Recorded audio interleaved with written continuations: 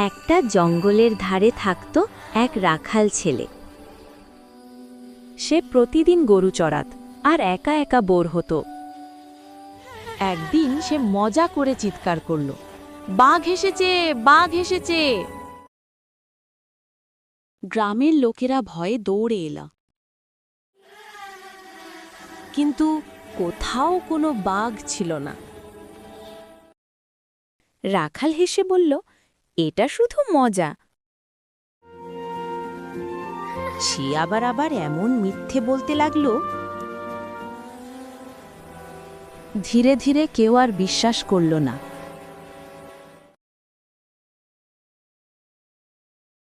একদিন সত্যিই বাঘ এসে দিল।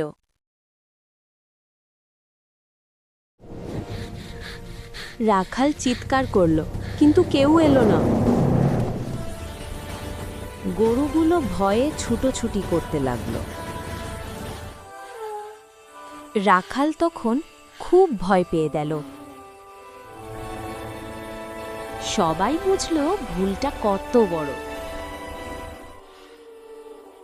রাখাল লজ্জিত হয়ে ক্ষমা চাইল। এই গল্প শেখায়, মিথ্যা বললে বিশ্বাস নষ্ট হয়।